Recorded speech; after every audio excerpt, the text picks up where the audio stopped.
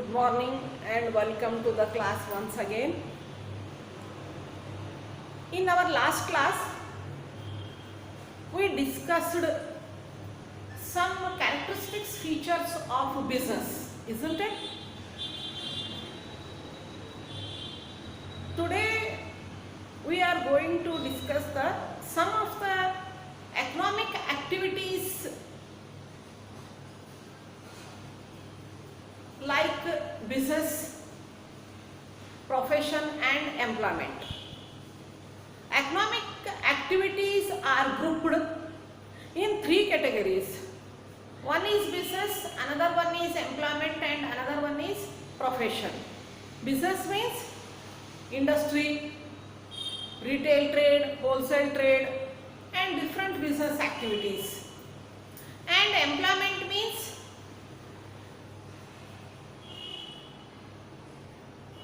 work for others or work under the guidelines of the employer, like bank employees, clerk, officer, driver, conductor, peon, manager, officers,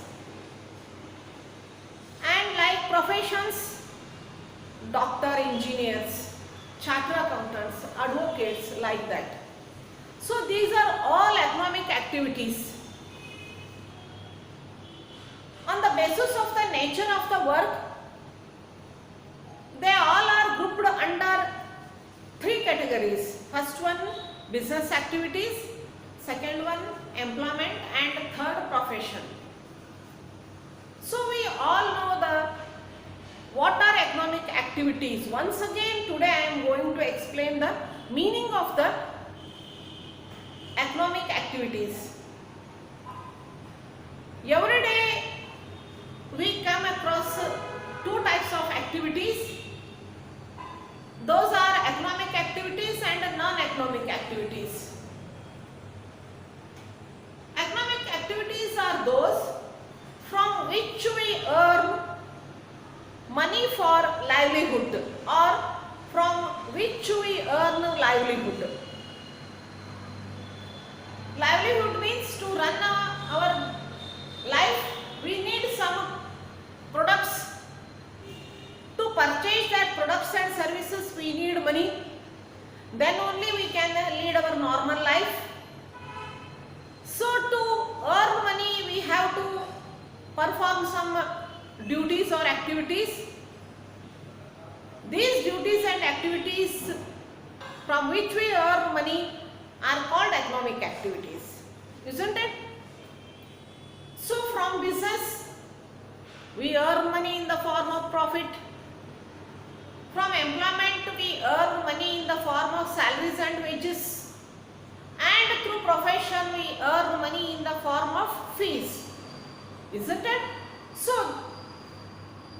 economic activities are those from which we earn money to run our life or livelihood, isn't it?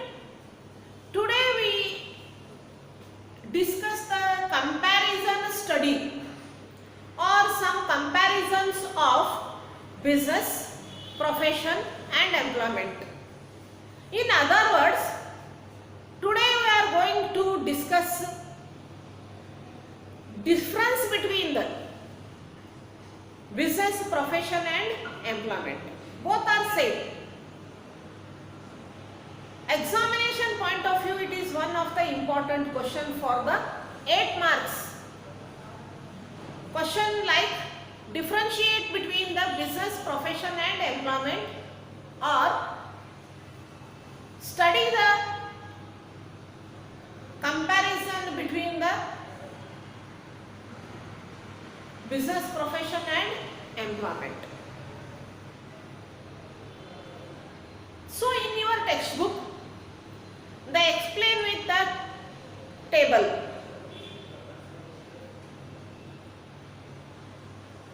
Now we are discuss each and every point thoroughly. Okay. ಇವತ್ತು ನಾವು ನಮ್ಮ class ಒಳಗೆ ವ್ಯವಹಾರ ವೃತ್ತಿ ಮತ್ತು ಉದ್ಯೋಗಗಳ ಹೋಲಿಕೆಯನ್ನು ನೋಡೋಣ.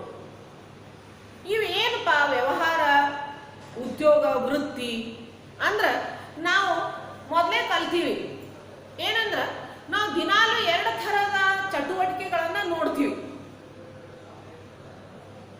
ಯಾವ ಅಂದ್ರೆ ಆರ್ಥಿಕ ಚಟುವಟಿಕೆಗಳು ಮತ್ತು ಆರ್ಥಿಕೇತರ ಚಟುವಟಿಕೆಗಳು. ಹೌದಲ್ಲ, ನಾ ಹೇಳಿದ್ದೇವೆ ಏನಂತ ಹೇಳಿ. ಮತ್ತೊಮ್ಮೆ ಹೇಳ್ತೀನಿ ನಾನು, ನಿಮಗೆ ತಿಳಿಯುವವರೆಗೂ ನಾವು ತಿಳಿದೋದು ಇಲ್ಲೋ ಅಂತ ಅಟ್ಲೀಸ್ಟ್ ಕ್ಲಾಸ್ನಾಗಿದ್ದಾಗ ನನಗೆ ಗೊತ್ತರೆ ಆಗ್ತಿತ್ತು, ಅಥವಾ ನಾವು ಎವ್ರಿ ಹಾಫ್ ಲೆಸನ್ ಆದಮೇಲೆ ಒಂದೊಂದು ಕ್ಲಾಸ್ ಟೆಸ್ಟ್ ತಗೋತಿದ್ವಿ, ಅದರಿಂದಾದ್ರೂ ನನಗೆ ಗೊತ್ತಾಗ್ತಿತ್ತು ನಿಮಗೆ ತಿಳಿದೋದೋ ಇಲ್ಲೋ ಅಂತ. ಈ ಸಲ ನಾ ಫಸ್ಟ್ ಇಯರ್ ಸ್ಟೂಡೆಂಟ್ಸನ್ನು ನೋಡಿಯೂ ಇಲ್ಲ.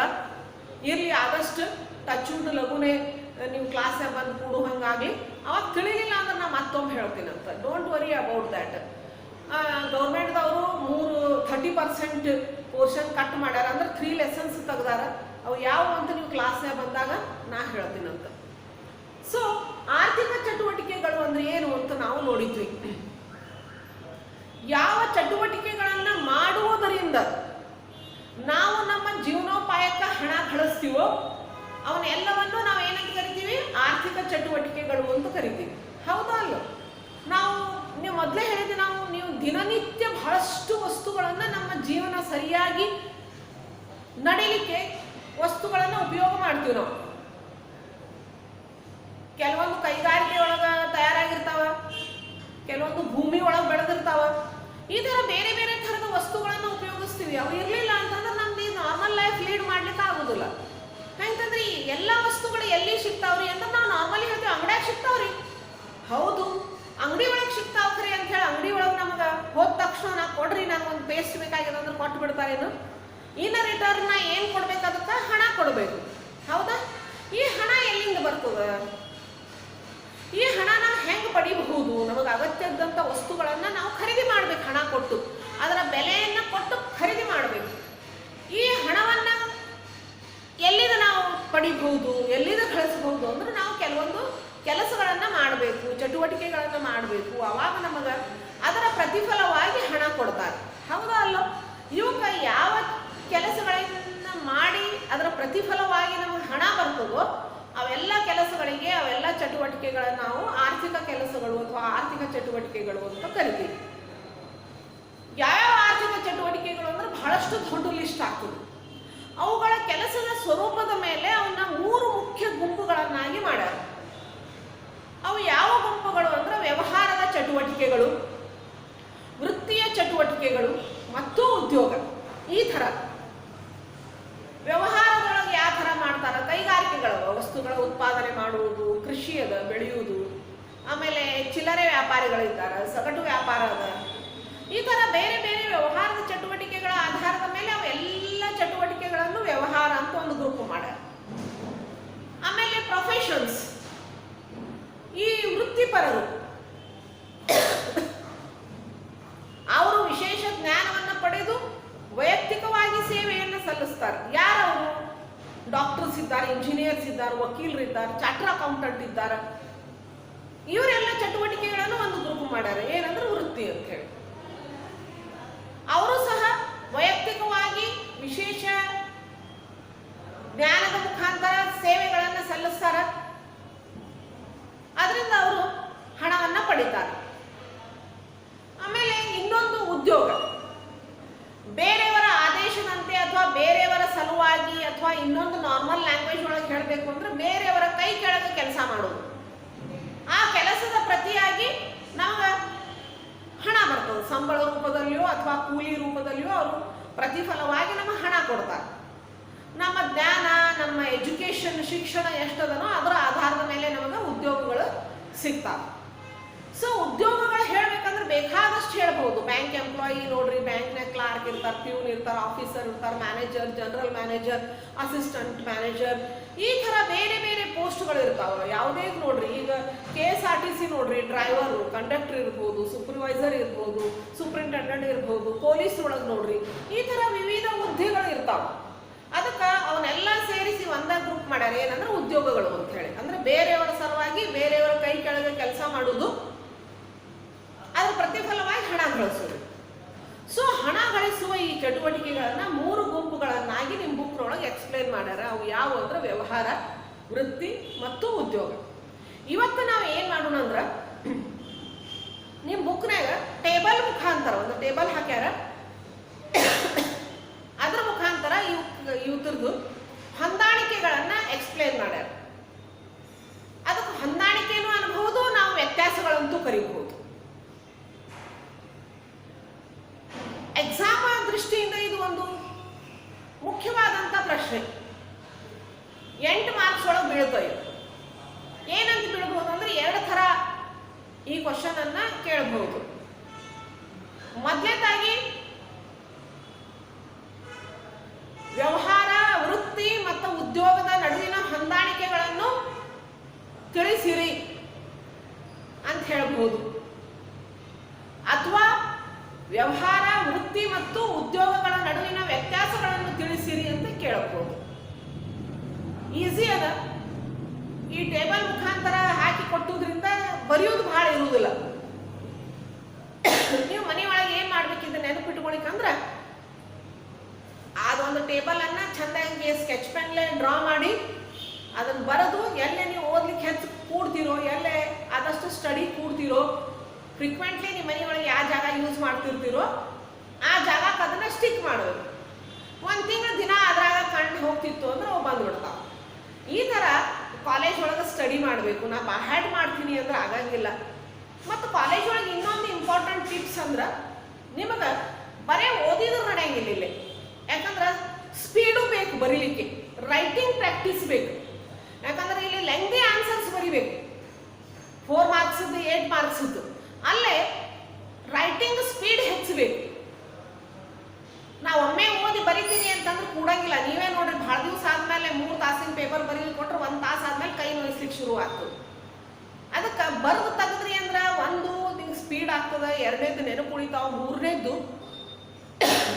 ಇವು ಸಬ್ಜೆಕ್ಟ್ ನಿಮ್ಗೆ ಹೊಸವಿರೋದ್ರಿಂದ ಹೊಸ ಹೊಸ ವರ್ಡ್ಸ್, ಸ್ಪೆಲ್ಲಿಂಗ್ಸ್ ಬರ್ತಾವೆ. ಇಂಗ್ಲೀಷ್ ಮೀಡಿಯಂ ಸ್ಟೂಡೆಂಟ್ಸ್ ಇರ್ಬೋದು, ಕನ್ನಡ ಇರ್ಬೋದು, ಹೊಸ ಹೊಸ ಶಬ್ದಗಳು ಬರ್ತಾವೆ. ಅವನ್ನ ನೀವು ಸರಾಗವಾಗಿ ಬರೀಬಹುದು ಮನೆಯೊಳಗೆ ಬರೆದು ಪ್ರಾಕ್ಟೀಸ್ ಇಟ್ರೆ. ನಾ ಯಾವಾಗಲೂ ಹೇಳ್ತೀನಿ, ಇಂಗ್ಲೀಷ್ ಮೀಡಿಯಂ ಸ್ಟೂಡೆಂಟ್ಸಿಗೆ ಕಾಮರ್ಸ್ ಸಬ್ಜೆಕ್ಟ್ ಈಸಿ. ನಾವು ಆಡು ಭಾಷೆ ಒಳಗೆ ಆ ವರ್ಡ್ಗಳನ್ನು ಭಾಳ ಯೂಸ್ ಮಾಡ್ತೀವಿ. ಆದರೆ ಕನ್ನಡ ಮೀಡಿಯಂ ಸ್ಟೂಡೆಂಟ್ಸಿಗೆ ಕಾಮರ್ಸ್ ಸಬ್ಜೆಕ್ಟ್ ಟಫ್. ನೀವು ಹೆಂಗ್ರಿ ಮೇಡಮ್ ಏನ್ರಿ ಕನ್ನಡ ಟಫ್ ಅಂತಿರಲ್ಲ? ಹೌದು, ಯಾಕಂದ್ರೆ ಈ ಬರುವಂತಹ ಈ ಬುಕ್ಕಿನ ಶಬ್ದಗಳನ್ನು ನಾವು ನಮ್ಮ ದಿನನಿತ್ಯ ಜೀವನದೊಳಗೆ ಆಡು ಭಾಷೆ ಕನ್ನಡದೊಳಗೆ ಇವನು ಬಳಸುವುದಿಲ್ಲ. ಅದಕ್ಕದು ಲಿಟ್ಲ್ ಬಿಟ್ ಡಿಫಿಕಲ್ಟ್. ಆ ಡಿಫಿಕಲ್ಟಿ ಹೆಂಗೆ ಓವರ್ಕಮ್ ಮಾಡಬೇಕು ಅಂತಂದ್ರೆ ಬರೆದು ತೆಗಿಬೇಕು. ನೀವು ರೈಟಿಂಗ್ ಪ್ರಾಕ್ಟೀಸ್ ಇತ್ತಂದ್ರೆ ಈಸಿ ಆಗ್ತದೆ. ಸೊ ಅದಕ್ಕೆ ಈ ಥರ ಕಾಲೇಜ್ ಒಳಗೆ ಅಭ್ಯಾಸ ಮಾಡಬೇಕು. ನೀವು ಟೆಕ್ಸ್ಟ್ ಬುಕ್ ತೊಗೊಂಡಿರಿ ಅಂತ ತಿಳ್ಕೊಂಡಿರಿ, ವಿದೌಟ್ ಟೆಕ್ಸ್ಟ್ ಬುಕ್ ನನ್ನ ಕ್ಲಾಸ್ ತಿಳಿಯಂಗಿಲ್ಲ. ನಾ ಎಲ್ಲಿ ಹೇಳಲಿಕ್ಕತ್ತೀನಿ, ದಿವಸ ಏನು ಹೇಳಲಿಕ್ಕತ್ತೀನಿ. ಯಾಕಂದ್ರೆ ಕಾಲೇಜ್ ಒಳಗೆ ಟೆಕ್ಸ್ಟ್ ಬುಕ್ ಓದಲೇಬೇಕು. ಬರೀ ನಾನು ನೋಟ್ಸ್ ಮೇಲೆ ಡಿಪೆಂಡ್ ಆಗ್ತೀನಿ. ಮೇಡಮ್ ನೀವು ನೋಟ್ಸ್ ಕೊಡಂಗಿಲ್ಲ ಏನ್ರಿ, ಕ್ವಶನ್ ಆನ್ಸರ್ ಬರ್ಸಂಗಿಲ್ಲ ಏನ್ರಿ ಅಂದ್ರೆ ಇದು ಕಾಲೇಜ್ ಒಳಗೆ ಇಂಪಾಸಿಬಲ್. ಯಾಕಂದ್ರೆ ನಾವು ಒಂದು ಕ್ಲಾಸ್ ಒಳಗೆ ಇಟ್ಕೊಂಡು ಕನ್ನಡ ಮೀಡಿಯಮ್ ಹೇಳಬೇಕು, ಇಂಗ್ಲೀಷ್ ಮೀಡಿಯಮ್ ಹೇಳಬೇಕು. ಇಬ್ಬರಿಗೂ ನೋಟ್ಸ್, ಕ್ವಶನ್ ಆನ್ಸರ್ ಬರ್ಸ್ಬೋದು ಕೂತೆ ಅಂದ್ರೆ ಥ್ರೂ ಔಟ್ ದ ಇಯರ್ ಒಂದು ಲೆಸನ್ ಆಗ್ತದೆ. ಅದಕ್ಕೆ ನೀವೇ ಟೆಕ್ಸ್ಟ್ ಬುಕ್ ಓದಿ ಕ್ವಶನ್ ಆನ್ಸರ್ ಬರೆಯೋದು ಹೇಳಬೇಕು, ಬರೆಯುವ ಅಭ್ಯಾಸ ಮಾಡ್ಕೋಬೇಕು. ಅದಕ್ಕೆ ಟೆಕ್ಸ್ಟ್ ಬುಕ್ ಬೇಕೇ ಬೇಕು. ವಿದೌಟ್ ಟೆಕ್ಸ್ಟ್ ಬುಕ್ಕು ಆಮೇಲೆ ಲಾಸ್ಟ್ ಬಿಡ್ರಿ ಕ್ವಶನ್ ಬ್ಯಾಂಕ್ ಬಿಡ್ತಾರಂದ್ರೆ ನೀವು ಪಾಸ್ ಆಗ್ತೀರಿ 35-40% ತೊಗೊಂಡು, ಇಲ್ಲ ಮ್ಯಾಕ್ಸಿಮಮ್ 50%. ಅದು ಈ ಕಾಂಪಿಟೇಟಿವ್ ಈ ಇಷ್ಟು ಎಂಪ್ಲಾಯ್ಮೆಂಟ್ ನೌಕರಿ ಒಳಗೆ ಕಾಂಪಿಟೇಷನ್ ಅದಲ್ಲ, ನಿಮಗೆ 50%, 60% ಯಾರೂ ಕನ್ಸಿಡರ್ ಮಾಡೋಂಗಿಲ್ಲ. ಅದಕ್ಕೆ ನಾ ಹೆಚ್ಚಿನ 10th ಎಷ್ಟು ಬಿದ್ದಾವ ಅದು ಆಗಿ ಹೋಗಿದ್ದೀವಿ, ಅದನ್ನು ಮರ್ತು ಬಿಡ್ರಿ ಎಲ್ಲರೂ. ಇಲ್ರಿ ನನ್ನ ಕೆಪಾಸಿಟಿನ ಅಷ್ಟ, ಯಾರಿಗೂ ಕೆಪಾಸಿಟಿ ಇಷ್ಟ ಅಂತ ಅಳಿಲಿಕ್ಕೆ ಬರೋಂಗಿಲ್ಲ. ನಾವು ಕೆಲವೊಂದು ತಪ್ಪು ಮಾಡಿರಬೇಕು, ಹಿಂಗಾಗಿ ಅಲ್ಲಿ ಪರ್ಸೆಂಟೇಜ್ ಆಗಿರ್ಲಿಕ್ಕಿಲ್ಲ. ಬಿಟ್ಬಿಡ್ರಿ 10th. ಈಗ 10th ಎಷ್ಟಕ್ಕಾಗಿದ್ರೆ ಕಾಲೇಜ್ ಅಡ್ಮಿಷನಿಗೆ ಅಷ್ಟೇ ಆಗಿದೆ. ಏನು ಇಂಪಾರ್ಟೆನ್ಸ್ ನಿಮ್ದು ಎಜುಕೇಷನ್ ಕರಿಯರ್ ಬೇಸ್ ಶುರುವಾಗೋದು PUC ಫಸ್ಟ್ ಇಯರ್ದಿಂದನೇ. ಅಲ್ಲಿ ಚಲೋ ಮಾಡ್ಕೋರಿ. ಅದಕ್ಕೆ ಟೆಕ್ಸ್ಟ್ ಬುಕ್ ಇರಬೇಕು, ರೆಗ್ಯುಲರ್ಲಿ ಓದ್ತಿರ್ಬೇಕು, ರೈಟಿಂಗ್ ಪ್ರಾಕ್ಟೀಸ್ ಇರಬೇಕು. ಸೊ ಆದಷ್ಟು ಲಘು ಕಾಲೇಜ್ ಶುರುವಾತಂತಂತೂ ನನಗೆ ಇನ್ನಿಷ್ಟು ವಿತ್ ಎಕ್ಸಾಂಪಲ್. ಈಗ ನೀವು ಮುಂದೆ ಹುಡುಗರಿಲ್ಲ, ನಾ ವಿತ್ ಎಕ್ಸಾಂಪಲ್ ಎಕ್ಸ್ಪ್ಲೇನ್ ಮಾಡಿರ್ತೀನಿ ನಾನು. ಅಂದ್ರೆ ನಿಮಗೆ ತಿಳಿತದೆ. ನನಗೆ 90% ಸ್ಟೂಡೆಂಟ್ಸಿಗೂ ತಿಳಿಬೇಕು, 35% ಸ್ಟೂಡೆಂಟಿಗೂ ತಿಳಿಬೇಕು. ಹಂಗೆ ತಿಳಿಬೇಕಾದ್ರೆ ನಾ ಎಲ್ಲ ಪ್ರಕಾರ ಎಕ್ಸಾಂಪಲ್ಸ್ ಹೇಳಬೇಕಾಗ್ತದೆ. ಕೆಲವೊಬ್ರಿಗೆ ಒಂದೇ ಸಲ ಹೇಳಿದ್ರೆ ತಿಳ್ಕೊಂಡ್ಬಿಡ್ತಾರೆ, ಕೆಲವೊಬ್ರಿಗೆ ಅದನ್ನು ವಿತ್ ಎಕ್ಸಾಂಪಲ್ಲು ಅಥವಾ ಅವ್ರ ವೇದಾಗ ಹೋಗಿಯೇ ಹೇಳಬೇಕಾಗ್ತದೆ ನಾನು. ಸೊ ಇರಲಿ, ಲಘು ಕಾಲೇಜ್ ಶುರುವಾತಂದ್ರೆ ಆ ಥರ ನಾನು ಇನ್ನೊಮ್ಮೆ ಹೇಳಲಿಕ್ಕೆ ಪ್ರಯತ್ನ ಮಾಡ್ತೀನಿ ಅಂತ. ಸೊ ನಾವು am going to explain the comparison between the business profession and employment. First column business, second column profession and employment. The first point is on the basis of the mode of the establishment. How how to establish business, how to establish profession and employment. Entrepreneurs' decision and other legal some formalities, you can easily establish your enterprise or you can start your business. There is no much legal formalities in some types of ownership, but some legal formalities are there. So for profession, you must have membership of a professional body and certificate of the practice. If you become a profession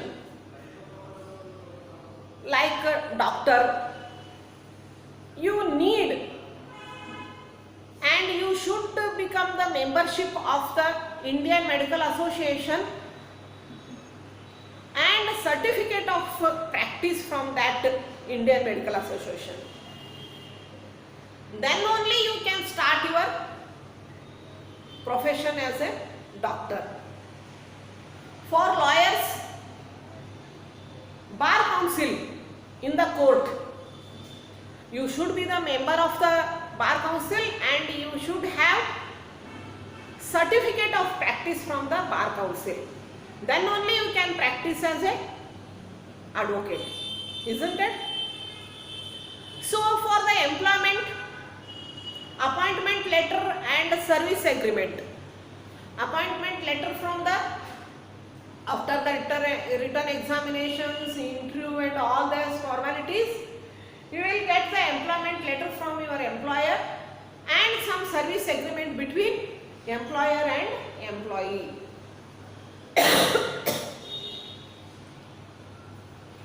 After the employment agreement and service agreement, you can start your work, isn't it?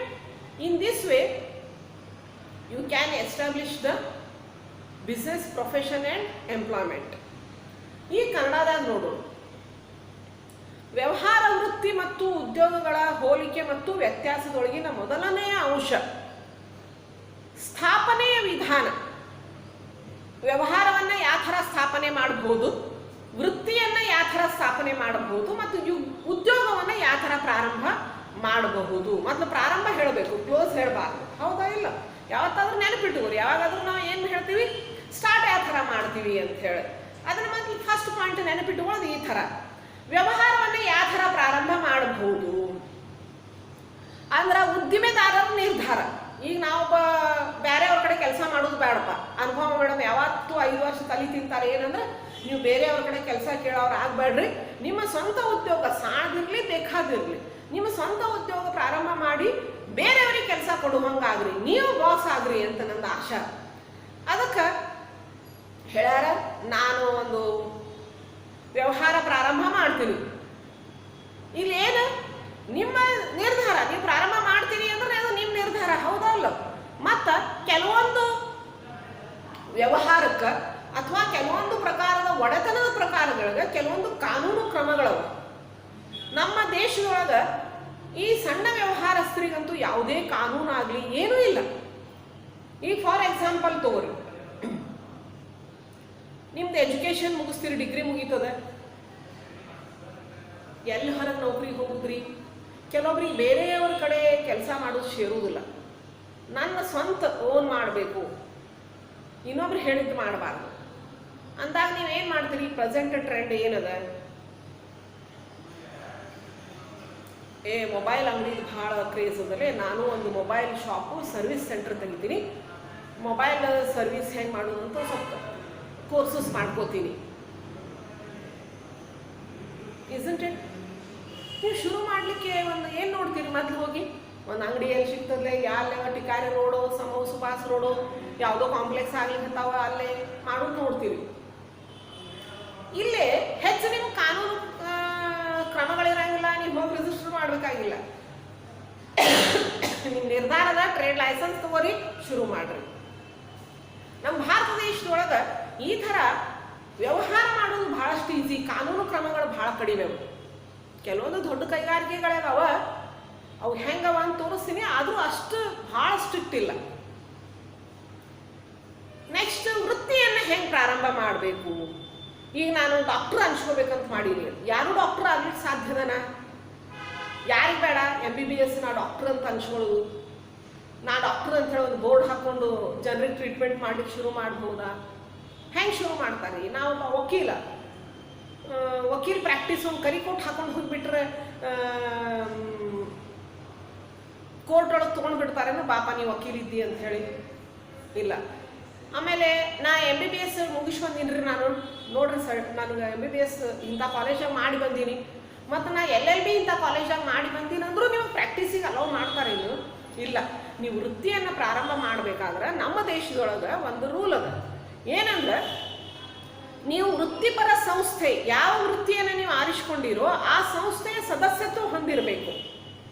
ಮತ್ತು ಅಲ್ಲೇ ನೀವು ವೃತ್ತಿಯ ಆಚರಣೆಯ ಪ್ರಮಾಣ ಪತ್ರವನ್ನು ಪಡಿಬೇಕು. ಈ for example MBBS ನಾ ಡಾಕ್ಟರ್ ಆಗಿ ಬಂದೀನಿ ಹಂಗಂತ ಹೇಳಿ ಒಮ್ಮೆ ನಾವು ಒಂದು ಡಿಸ್ಪೆನ್ಸರಿಯೋ ನರ್ಸಿಂಗ್ ಹೋಮ್ ತೆಗೆದು ಪ್ರಾಕ್ಟೀಸ್ ಮಾಡ್ಲಿಕ್ಕೆ ಬರೋದಿಲ್ಲ. ಇಂಡಿಯನ್ ಮೆಡಿಕಲ್ ಅಸೋಸಿಯೇಷನ್ಗೆ ಮೆಂಬರ್ ಆಗಬೇಕು ನೀವು. ಅದಕ್ಕೆ ಮೆಂಬರ್ಶಿಪ್ ಫೀ ಇರ್ತದೆ, ಮೆಂಬರ್ ಆಗಬೇಕು. ಅವರು ನಿಮ್ಗೊಂದು ಮೆಂಬರ್ಶಿಪ್ ನಂಬರ್ ಕೊಡ್ತಾರೆ, ರಿಜಿಸ್ಟರ್ ನಂಬರ್.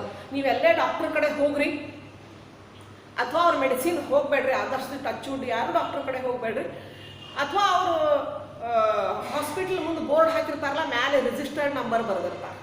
ಅಂದ್ರೆ ಇವರು ಇಂಡಿಯನ್ ಮೆಡಿಕಲ್ ಅಸೋಸಿಯೇಷನ್ದು ಮೆಂಬರ್ ಇದ್ದಾರಂತ. ಮೆಂಬರ್ ಇದ್ರೆ ಮಾತ್ರ ಪರ್ಮಿಷನ್, ಇಲ್ಲ ಅಂದ್ರೆ ಆ ಡಾಕ್ಟ್ರು ಜೆನ್ಯೂನ್ ಅಲ್ಲ ಅಂತ ಹೇಳಿ. ಅದ್ರ ಜೊತೆಗೆ ಪ್ರಮಾಣ ಪತ್ರವನ್ನು ಕೊಡಬೇಕು.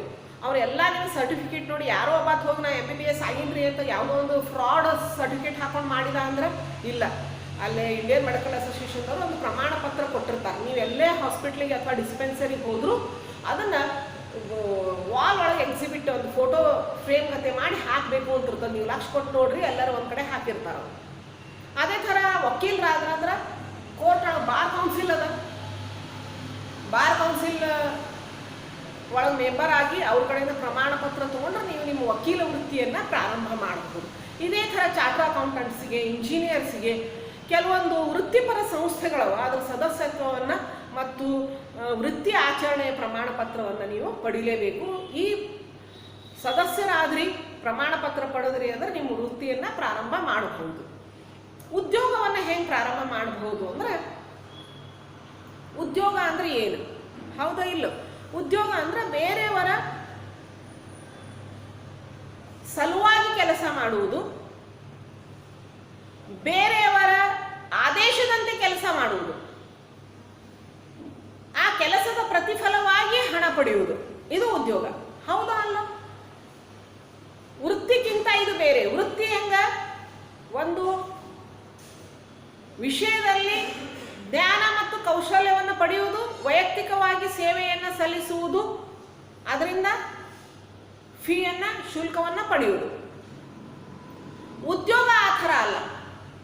ನೀವು ನಿಮ್ಮ ಶಿಕ್ಷಣವನ್ನು ಪಡೆದ ಮೇಲೆ, ನಿಮ್ಮ ಶಿಕ್ಷಣದ ಆಧಾರದ ಮೇಲೆ ಬೇರೆಯವರ ಸಲುವಾಗಿ ಕೆಲಸ ಮಾಡುವುದು, ಬೇರೆಯವರ ಆದೇಶದಂತೆ ಕೆಲಸ ಮಾಡುವುದು, ಅವರು ನಿಮಗೆ ಸಂಬಳ ಮತ್ತು ಕೂಲಿಯನ್ನು ಕೊಡ್ತಾರೆ.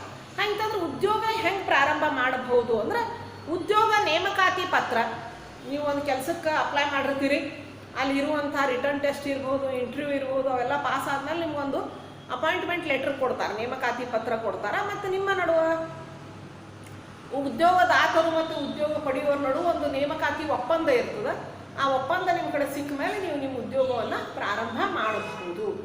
ಈ ಥರ ಈ ಸ್ಥಾಪನೆಯ ವಿಧಾನ. ಎರಡನೇದು, second one, nature of work. Work perform in the business means provision of goods and services to the public.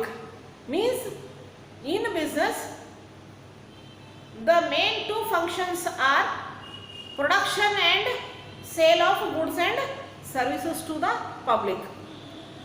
And in profession, rendering the personalized expert services. What is personalized expert services?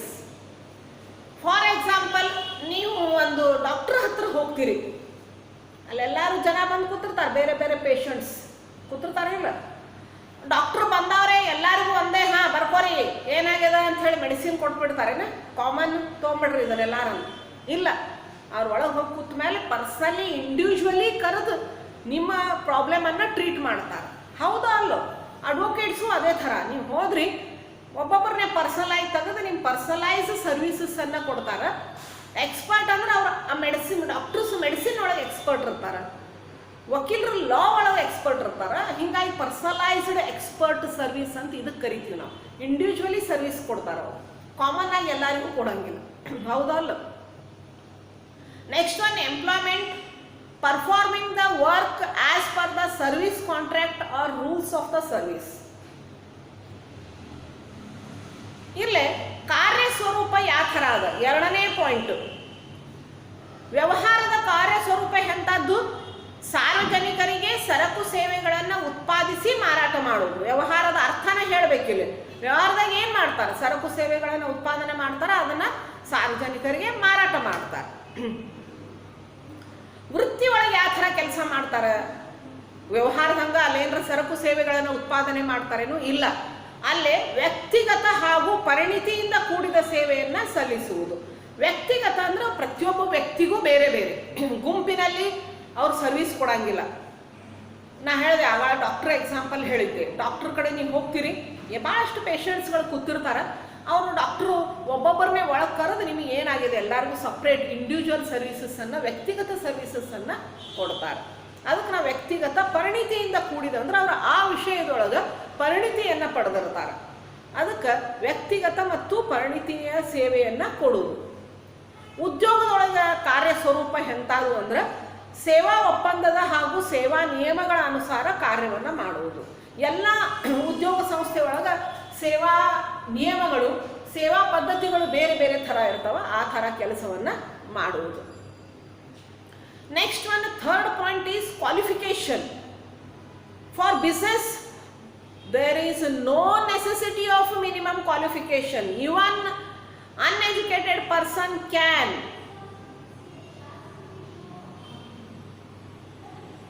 perform business. He can produce goods and services, he can sell. ನಾವು ನೋಡ್ತೀವಿ ಎಷ್ಟೋ ಜನ ಮಾರುಕಟ್ಟೆ ಒಳಗೆ ಪಲ್ಯ ಮಾರೋರು ಇವರು ಇರ್ತಾರೆ, ಅವ್ರು ನಮ್ಗಿಂತ ಶಾಣೆ ಇರ್ತಾರೆ ಲೆಕ್ಕದಾಗ, ಆ ಮಾತು ಬೇರೆ. ಆದ್ರೆ ಅವ್ರು ಅನ್ಎಜುಕೇಟೆಡ್ ಇದ್ರೂ ಮಾಡ್ತಿರ್ತಾರೆ ಬಿಸ್ನೆಸ್. ಸೊ ಅದಕ್ಕೆ there is no minimum qualification required for the any type of business in our country. For professions, qualifications, expert and training in a specific field as prescribed by the professional body is must. Qualified ಇರಬೇಕು, expert and training ಇರಬೇಕು. ಹೆಂಗಿರಬೇಕು? As prescribed the professional body. ನಾ ಹೇಳಿದೆ Indian medical association, ಅವ್ರು ಯಾವ ಥರದ qualification training ಹೇಳ್ಯಾರೋ ಆ qualification ಇದ್ರ ಆ ಅರ್ಹತೆ ನಿಮಗೆ ಇರಲೇಬೇಕು. Next one, for the employment, qualification and training as prescribed by the employer. According to the job position you need qualification and skill and knowledge. So ಮೂರನೇದು ಅರ್ಹತೆ, ವಿದ್ಯಾ ಅರ್ಹತೆ ಅಥವಾ ಶೈಕ್ಷಣಿಕ ಅರ್ಹತೆ. ವ್ಯವಹಾರಕ್ಕೆ ಯಾವುದೇ ರೀತಿಯಾದಂಥ ಕನಿಷ್ಠ ಗರಿಷ್ಠ ವಿದ್ಯಾ ಅರ್ಹತೆ ನಮ್ಮ ದೇಶದೊಳಗೆ ಬೇಕಾಗೇ ಇಲ್ಲ. ವೃತ್ತಿಯೊಳಗೆ ಸಂಬಂಧಿಸಿದ ಕ್ಷೇತ್ರದಲ್ಲಿ ವೃತ್ತಿ ಸಂಸ್ಥೆ ನಿಗದಿಪಡಿಸಿದ ವಿದ್ಯಾ ಅರ್ಹತೆ, ಪರಿಣಿತಿ ಹಾಗೂ ತರಬೇತಿ ಬೇಕೇ ಬೇಕು.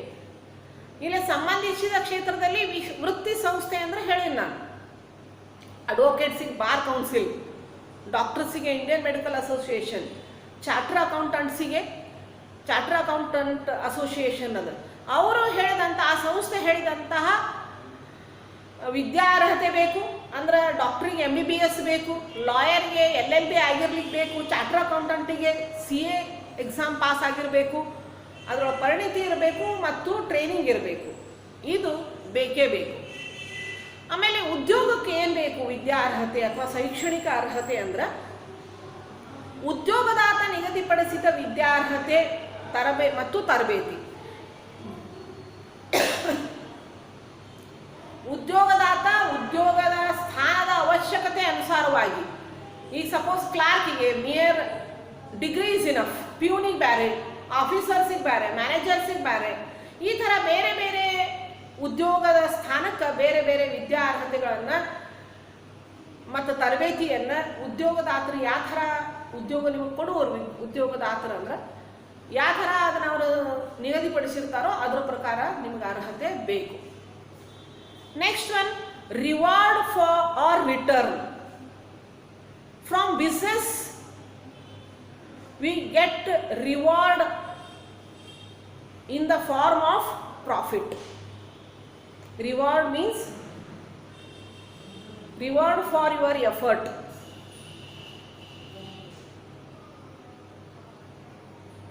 It is in the form of business. From business persons earn profit. Professions earn money in the form of professional fees. ನಾವು ಡಾಕ್ಟರ್ ಕಡೆ ಹೋದ್ರೆ ಡಾಕ್ಟರ್ ಸ್ಯಾಲ್ರಿ ಎಷ್ಟು ಅಂತ ಕೇಳ್ತೀವಿ, ಏನು ಹೊರಗೆ ಹೋಗಿ ರಿಸೆಪ್ಷನ್ ಒಳಗೆ ಫೀಸ್ ಎಷ್ಟು ಅಂತ ಕೇಳ್ತೀವಿ ಇಲ್ಲ. ಚಾರ್ಟರ್ ಅಕೌಂಟೆಂಟ್ ಕಡೆ ಹೋದರೂ ಸಹ ನಿಮ್ಮದು ಪ್ರಾಫಿಟ್ ಎಷ್ಟು ರೀ, ನಿಮ್ಗೆ ನಾ ಪ್ರಾಫಿಟ್ ಎಷ್ಟು ಕೊಡ್ರಿ ಅಥವಾ ನಾ ನಿಮ್ಗೆ ಸ್ಯಾಲ್ರಿ ಎಷ್ಟು ಕೊಡಲಿ ಅಂತ ಕೇಳ್ತೀವಿ ಇಲ್ಲ. ಪ್ರೊಫೆಷ್ನಲ್ಸ್ ಕಡೆ ಹೋದಾಗ ಫೀಸ್ ಅಂತ ಕೇಳ್ತೀವಿ ನಾವು, ಹೌದಿಲ್ಲ. ಇಲ್ಲೇ ಪ್ರೊಫೆಷ್ನಲ್ಸ್ ಹಣವನ್ನು ಫೀಸ್ ಮುಖಾಂತರ ಗಳಿಸ್ತಾರೆ. Next one, for employment, reward or return in the form of salary and wages. ಅಲ್ಲೇ ಸಂಬಳ ಮತ್ತು ಕೂಲಿ. ಸೊ 4ನೇ ಪಾಯಿಂಟ್, ಪ್ರತಿಫಲ. ವ್ಯವಹಾರದಲ್ಲಿ ಪ್ರತಿಫಲ ಲಾಭ ಗಳಿಕೆ ಮೂಲಕ. ವೃತ್ತಿಯೊಳಗೆ ವೃತ್ತಿ ಸೇವಾ ಶುಲ್ಕ ಅಂದ್ರೆ ಫೀಸ್. ಉದ್ಯೋಗದೊಳಗೆ ಸಂಬಳ ಅಥವಾ ಕೂಲಿ. Next one, capital investment. Capital investment required in business as per the size and the nature of the business. If size is bigger one, the requirement capital investment is more. If it is small, it is small. And nature means if it is a production unit, it requires huge amount of capital. If it is a service sector or a trade, it requires less capital. So on the basis of the size and the nature of business, capital is must and should in business. You must invest capital in business. Profession, limited capital need for the establishment. At the time of the establishment, you need a little bit of capital to construct a dispensary, hospital or advocate's office, charter accountant office and some furniture and all that. You need a little bit capital at the time of establishment. For employment, there is no capital requirement because you are working for others. There is no need for capital. Next one, ಬಂಡವಾಳ ಹೂಡಿಕೆ. ವ್ಯವಹಾರದ ಗಾತ್ರ ಮತ್ತು ವ್ಯವಹಾರದ ಸ್ವರೂಪದ ಆಧಾರದ ಮೇಲೆ ನೀವು ಬಂಡವಾಳವನ್ನು ಹೂಡಲೇಬೇಕು. ವ್ಯವಹಾರಗಳು ಬಂಡವಾಳ ಹೂಡಲೇಬೇಕು, ಸ್ವಲ್ಪರೇ ಹೆಚ್ಚರೆ ಇರಲೇಬೇಕು. ಗಾತ್ರದ ಆಧಾರದ ಮೇಲೆ ದೊಡ್ಡದಿತ್ತಂದ್ರೆ ದೊಡ್ಡ ಪ್ರಮಾಣದ ಬಂಡವಾಳ, ಸಣ್ಣದಿದ್ದರೆ ಸಣ್ಣ ಪ್ರಮಾಣದೊಳಗೆ ಬಂಡವಾಳ ಬೇಕು. ವ್ಯವಹಾರದ ಸ್ವರೂಪ ಅಂದ್ರೆ ವ್ಯವಹಾರ ಉತ್ಪಾದನೆ ವಸ್ತುಗಳ ಉತ್ಪಾದನೆ ಮಾಡುವಂಥ ದೊಡ್ಡ ಕೈಗಾರಿಕೆ ಇದ್ರೆ ಅಲ್ಲಿ ಹೆಚ್ಚು ಹಣವನ್ನು ಹೂಡ್ತೀರಿ, ಅಥವಾ ಸೇವಾ ವಲಯ ಇದ್ರೆ ಕಡಿಮೆ, ಅಥವಾ ವ್ಯಾಪಾರ ಮಾಡ್ತಿದ್ರೆ ಅಂದ್ರೆ ಇನ್ನೂ ಕಡಿಮೆ ಬಂಡವಾಳ ಬೇಕು. ಆದ್ರೆ ವ್ಯವಹಾರದೊಳಗೆ ಬಂಡವಾಳ ಬೇಕೇ ಬೇಕು. ವೃತ್ತಿ ಒಳಗೆ ಸ್ಥಾಪನೆ ಮಾಡುವ ಸಮಯದೊಳಗೆ ಕನಿಷ್ಠ ಪ್ರಮಾಣದ ಬಂಡವಾಳ ಬೇಕು. ಉದ್ಯೋಗದೊಳಗೆ ಬಂಡವಾಳದ ಅವಶ್ಯಕತೆ ಇಲ್ಲವೇ ಇಲ್ಲ. Next one, risk.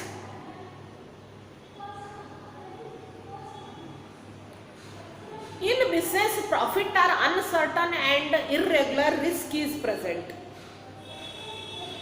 in business,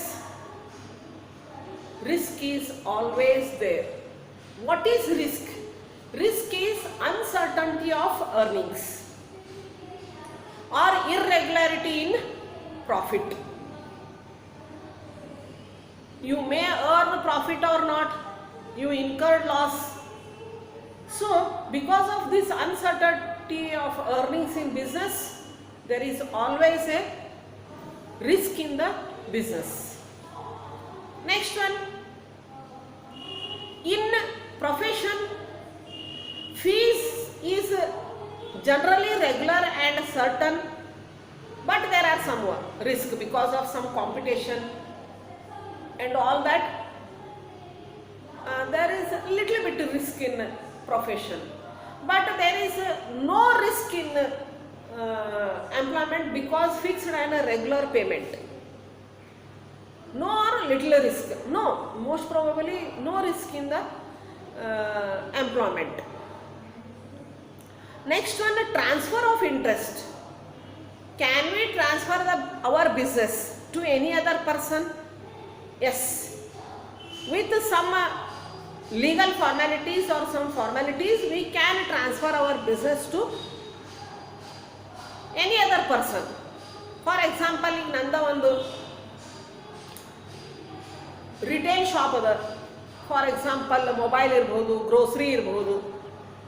ಅದು ನನಗೆ ಏಜ್ ಆಯ್ತು ಅಥವಾ ಆರಾಮಿಲ್ದಂಗೆ ಅನಿಸ್ತು, but unable to I can handle that shop with some formalities. ನಾ ಬೇರೆಯವ್ರಿಗೆ ಅದನ್ನು ನಡೆಸ್ಲಿಕ್ಕೆ ಕೊಡ್ಬೋದು, ರೆಂಟಲ್ ಬೇಸಿಸ್ ಕೊಡ್ಬೋದು ಅಥವಾ ಔಟ್ರೈಟ್ ಮಾಡಿಬಿಡ್ಬೋದು. ಎನಿ ಇಂಡಸ್ಟ್ರಿ ಇರ್ಬೋದು, ಅದನ್ನು ನಾವು ಬೇರೆಯವರಿಗೆ ಈಸಿಲಿ ಸಮ್ ಫಾರ್ಮ್ಯಾಲಿಟೀಸ್ ಅಥವಾ ಲೀಗಲ್ ಫಾರ್ಮ್ಯಾಲಿಟೀಸ್ಗೆ ಟ್ರಾನ್ಸ್ಫರ್ ಮಾಡ್ಬೋದು. In profession, it is not possible to transfer profession to anybody else. For example, ಹೆಂಗ್ರಿ ಅಂದ್ರೆ ನಾ ಈಗ ಡಾಕ್ಟ್ರ್ ಇದ್ದೀನಿ, ನನಗೆ ವಯಸ್ಸಾಕು, ಆರಾಮಿಲ್ದಂಗಿಲ್ಲ, ನನ್ನ ಮಗಗೆ ಆ ಡಾಕ್ಟರ್ ಅಂತ ಕೊಟ್ಟು ನೀನು ನಡೆಸ್ಬೈ ಡಿಸ್ಪೆನ್ಸರಿ ಅಂತ ನಡೆಸ್ಲಿಕ್ಕೆ ಕೊಡ್ಲಿಕ್ಕೆ ಸಾಧ್ಯ ಇದೆ. ಏನು ಅವ್ನು ಡಾಕ್ಟ್ರ್ ಇದ್ದ ನಡ್ಸ್ಕೊಂಡು ಹೋಗ್ತಾನೆ, ಇಲ್ಲ ಅಂದ್ರೆ ಸಾಧ್ಯ ಇಲ್ಲ. ಅಥವಾ ನನ್ನ ಪ್ರೊಫೆಷನ್ಗೆ ಬೇರೆಯವ್ರು ನಡ್ಸ್ಕೊಂಡು ಹೋಗ್ಪ ಅಂತ ಮೂರನೇ ಭಾಳ ನನ್ನ ಡಿಸ್ಪೆನ್ಸರಿಯ ಶಾಪ್ ಮಾರ್ಬೋದು ವಿನಃ ನನ್ನ ವೃತ್ತಿಯನ್ನು, ನನ್ನ ಕೌಶಲ್ಯ, ನಾನು ಕಲಿತಂತಹ ಎಜುಕೇಷನನ್ನು, ಕ್ವಾಲಿಫಿಕೇಷನನ್ನು, ಎಕ್ಸ್ಪರ್ಟನ್ನು ಅಥವಾ ನನ್ನ ಟ್ರೈನಿಂಗನ್ನು ಬೇರೆಯವ್ರಿಗೆ ಟ್ರಾನ್ಸ್ಫರ್ ಮಾಡಲಿಕ್ಕೆ ಸಾಧ್ಯನೇ ಇಲ್ಲ.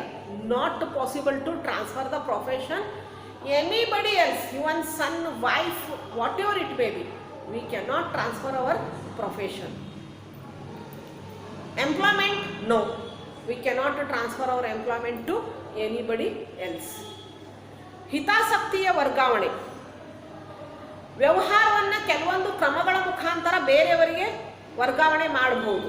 ನನ್ನ ವ್ಯವಹಾರ ಅದು ಉತ್ಪಾದನಾ ಕೈಗಾರಿಕೆ ಇರಲಿ ಅಥವಾ ಸೇವಾ ವಲಯ ಇರಲಿ ಅಥವಾ ವ್ಯಾಪಾರ, ಕಿರುಕುಳ ವ್ಯಾಪಾರ ಇರಲಿ, ಸಗಟು ವ್ಯಾಪಾರ ಇರಲಿ, ನಾ ಅದನ್ನು ಬೇರೆಯವರಿಗೆ ಕೊಡ್ಬೋದು, ಮಗಗೆ ಕೊಡ್ಬೋದು, ರಿಲೇಟಿವ್ಸಿಗೆ ಕೊಡ್ಬೋದು ಅಥವಾ ಹೊರಗಿನ ವ್ಯಕ್ತಿಗೆ, ಬೇರೆ ವ್ಯಕ್ತಿಗೆ ಅದನ್ನು ನಡೆಸ್ಲಿಕ್ಕೆ ಕೊಡ್ಬೋದು, ಮಾರಬಹುದು. ಯಾಕಂದ್ರೆ ನನಗೆ ಒಂದ್ಸಲ ವಯಸ್ಸಾಯ್ತು, ಆರಾಮಿಲ್ಲ, ಅದನ್ನು ನಡೆಸೋರು ಯಾರಿಲ್ಲ, ಮುಂದೆ ಅದನ್ನು ನನ್ನ ನಡೆಸ್ಲಿಕ್ಕೆ ಆಗೋಲ್ತು ಅಂದಾಗ ನಾ ಬೇರೆಯವ್ರಿಗೆ ಅದನ್ನು ಕೊಡ್ಬೋದು.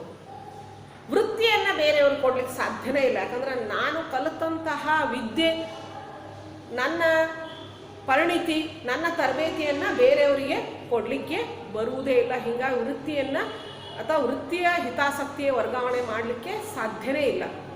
ಅದೇ ಥರ ಉದ್ಯೋಗವನ್ನು ಬೇರೆಯವರಿಗೆ ಕೊಡಲಿಕ್ಕೆ ಸಾಧ್ಯ ಇಲ್ಲ. Next one, code of conduct. There are some code of conduct for these economic activities.